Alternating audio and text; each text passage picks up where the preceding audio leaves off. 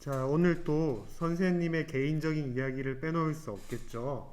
우리가 오늘 배우게 될 상대 습도, 상대 습도와 관련된 이야기가 있습니다. 선생님은 인도에서 해외 인턴 생활을 했었었는데요. 그때가 또 인도의 여름이었어요. 여름이다 보니까 너무너무 덥죠. 인도 하면 사람들이 더위에 지쳐 있는 거 많이 사진으로 보셨죠? 진짜 더워요. 근데 이 더위가 두 가지로 나뉩니다. 인도의 여름은 건기가 먼저 오고요. 그 다음에 습기가 와요. 글자만 봐도 알겠죠? 건기는 건조하다는 거고요. 습기는 너무 습하다는 거예요. 습기는 한국의 여름이랑 비슷합니다. 한국의 여름이랑 비슷하기 때문에 그냥 습하고 짜증나고 비도 많이 오고 이러는 여름이에요. 뭐 차이점은 우리나라는 주룩주룩 계속 오지만 인도는 무슨 위에서 물을 퍼붓는 것처럼 짧게 와요. 하지만 엄청난 양의 물이 떨어져서 뭐 소가 떠밀려 내려가고 이런 상황입니다. 근데 습기 말고 건기 얘기를 좀 해보고 싶은데요. 습기는 왜냐면 우리한테 너무 익숙하니까 비가 많이 오는 여름은 익숙하니까 건기 때는요 사실 그렇게 체감상으로는 더운지 모르겠어요. 근데 이때 이제 인도에 이미 살고 있었던 선생님의 이제 지인이 있었는데요. 이 건기 여름 때 너무 위험하니까 물이랑 이런 음료수 같은 걸 많이 챙겨 먹으라는 거예요. 근데 뭐 한국에서 한 번도 뭐 몸이 안 좋았던 적이 없으니까 뭐 괜찮겠지 하면서 뭐 돌아다녔어요. 일하러 다니고 하는데 갑자기 한 밖에 나와서 한 5분 정도 됐을까? 하늘이 막 도는 거예요. 핑 하면서 막 돌아요. 왜 이래? 이러고 얼굴을 딱 만졌는데 얼굴에 어마어마한 소금이 있었어요. 그렇죠. 땀이 흐르긴 흐르는데요. 너무 덥기 때문에 땀이 흐르는데 건기기 때문에 선생님이 땀이 나오자마자 습기가 다 대기 중으로 날아가 버린 거예요. 너무 신기한 경험이었어요. 그 뒤로 물이랑 음료수 엄청 챙겨 먹고 살도 많이 찌고 그랬던 추억이 있습니다. 자, 이것들은 오늘 배우게 될 상대 습도와 관계가 되어 있는데요.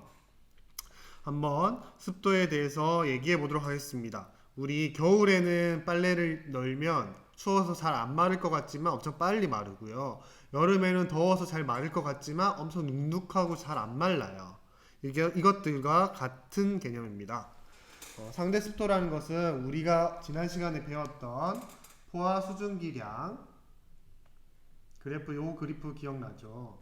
기온이 늘어남에 따라서 포화 수증기량이 증가하는 이 그래프 기억날 겁니다.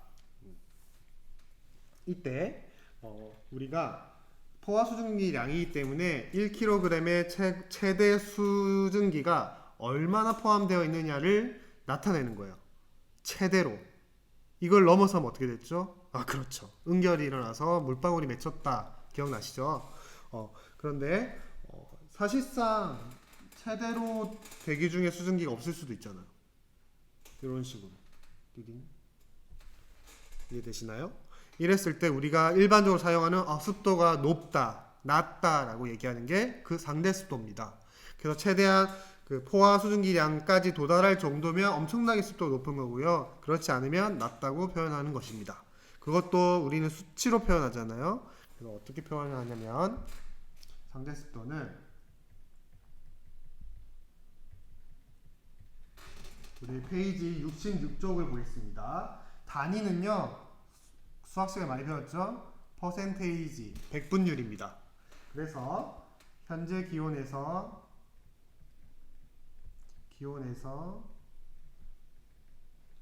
포화 수증기량 이거 총 최대치 얼마까지 포함할 수 있느냐 수증기를 이 말이죠. 단위 기억나시나요? 잘 기억하고 있네. 그램 퍼 킬로그램 이렇고요. 그 다음 실제로 얼마가 있는지가 있어야 될 거 아니야. 그래서 분자에는 현재 공기에 중에 포함된 수증기량이라고 해서요. 똑같이 수증기량이니까 단위는 같습니다. 그램 퍼 킬로그램 이렇게 되어 있어요. 근데 이거 백분율이니까요. 그대로 두면 그냥 숫자일 뿐이잖아요. 곱하기 뭐 해줘야 된다? 그렇죠. 100 해줘야지 백분율입니다. 그래서 단위는 퍼센테이지. 이거는 최소 0에서 100까지 표현할 수 있다. 100%면 이미 포화 상태다라고 알 수 있습니다. 어렵나요? 단어가 어려운 것 같지만 분모는 그냥 맥시멈으로 우리 최대치로 수증기가 가득 찰 수 있는 양.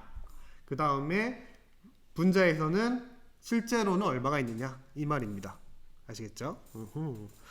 선생님 근데 이거 이런 식으로만 정의만 보니까 잘 체감이 안 돼요. 우리 같이 한번 계산해 보면 안 돼요? 라고 생각하는 똑똑한 친구들이 있는데요. 한번 볼까나? 지금 그래프 우리 지난 시간에 했던 그래프를 찾아가겠습니다. 띵띵띵 페이지 65쪽에 지난 시간에 이렇게 수업을 했던 거 기억나시죠? 자, 여기서요 선생님 문제를 낼 거니까 옆에 조그맣게 적어볼까요? 25도씨일 때 실제로 수증기량이 10g per kg이었다. 이때의 상대 습도는 얼마인가 물어볼 거예요. 이렇게 물어보면 우리는 대답할 수 있어야 되겠죠. 자, 25도씨일 때 여기 있네요. 여기 기온 찾았죠? 25도씨일 때 최대로 가질 수 있는 수증기량은 뚜뚜뚜뚜뚜뚜 올라가서 얼마 정도죠? 뚜뚜뚜뚜뚜 해서 20이네. 20분의 단위는 생략하겠습니다. 계산하면 없어질 거니까요. 20분의 지금 실제로 있는 거는 10g per kg이네. 10 하겠습니다. 실제 있는 거. 그 다음 곱하기 얼마 해주면 된다? 100 해주면 된다. 따라서 몇 퍼센트 나오죠? 그렇죠. 50%가 나옵니다. 이렇게 단순히 계산해 줄 수 있어요. 그래서 최대치로 머금을 수 있는 수증기량보다 지금 딱 절반 정도가 대기 중에 수증기가 있구나 라고 생각해 주는 개념입니다. 어렵나요? 그렇게 어렵진 않죠. 어렵다고요? 어렵지 않아요. 마음을 이제 정리합시다. 자, 그러면 우리 해보기는 조금 이따 해보기로 하고요. 요 밑에 있는 거 볼게요. 이 상대 습도가 변하지 않으면 우리에게 너무너무 좋을 텐데 상대 습도가 변해요. 왜 변하죠? 기온이 변하고 또 수증기 양이 변하고 뭐 이런 것들이 있기 때문이죠. 뭐 수증기 양이 변하는 경우는 비가 갑자기 온다거나 이런 경우도 있을 거고요. 또 온도가 변하는 경우는 원래 우리 아침이랑 점심이랑 저녁이랑 온도가 다 다르잖아요. 그렇기 때문에 바뀌는 거예요. 그래서 그걸 나타내는 게 지금 여기 그림 6쪽 그림 6번 67쪽에 있는 그림 6번인데요. 이거는 실질적으로는 기온이 변하기 때문에 변한다라고 생각해 주는 게 편해요. 있을 점은 크게 변하지 않는 걸 보니까 실질적으로 가지고 있는 수증기의 양은 크게 변하지 않았어요.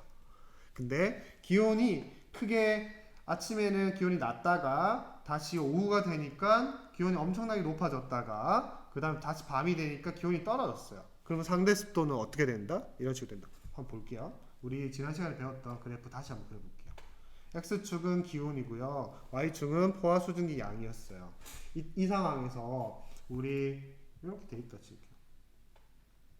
처음에 아침 이 상태고요. 점심이 됐는데요. 점심 때 습도래. 이슬점 자체는 크게 변하지 않았잖아요. 그 말은 수증기 양은 크게 안 바뀌었다는 말이니까 Y축은 거의 안 바뀌어야 돼. 요게 수증기 양이었잖아.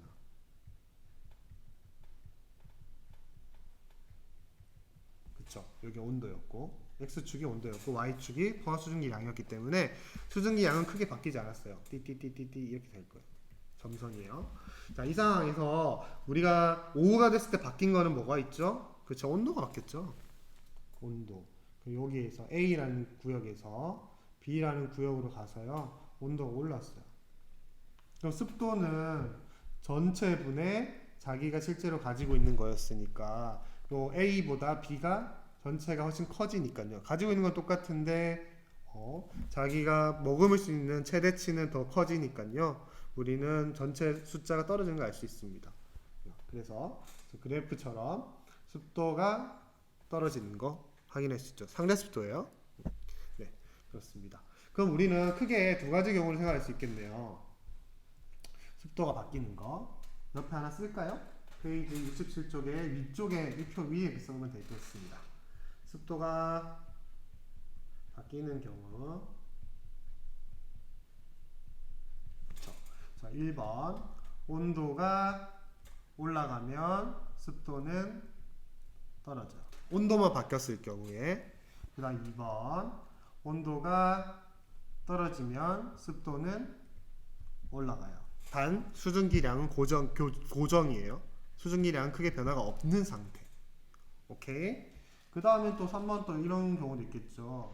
자, 그리고 세 번째로는 수증기량이 있겠죠. 수증기량이 증가하였을 때 우리 습도가 증가합니다. 수증기량이 증가할 때는 언제가 있겠어요? 네, 그좀 비가 오거나 이렇게 생각해 줄 수 있을 거고요.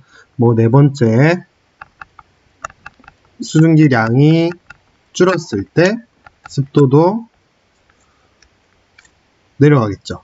수증기량이 떨어질 때는 제습기 혹은 제습제 이런 것들을 통해서요, 대기 중에 있는 수증기를 이제 흡수해서 물로 만들어 버리는 그런 물건들입니다. 이런 습도라든지 온도 이런 거 확인할 수 있는 방법이 있을까요? 라고 하면 페이지 66쪽에 아주 친절하게 설명이 되어 있는데요.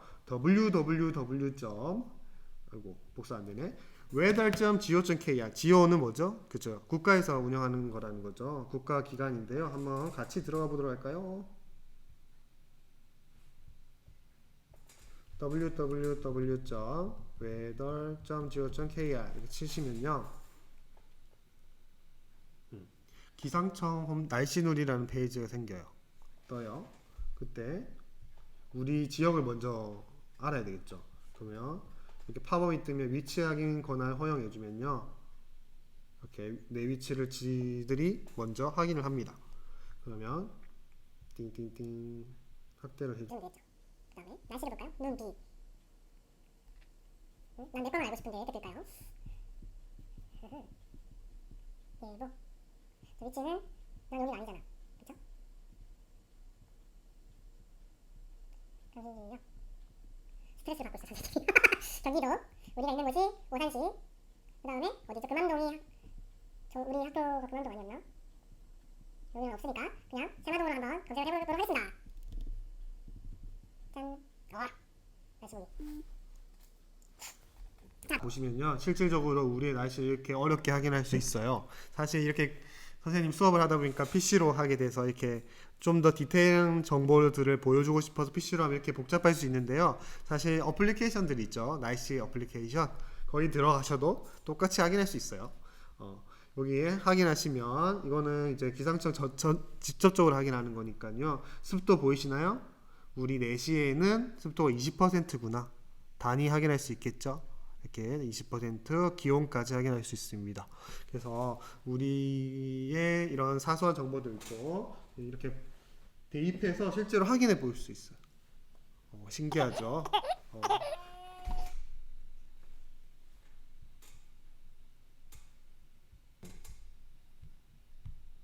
스스로 확인하기를 보겠습니다.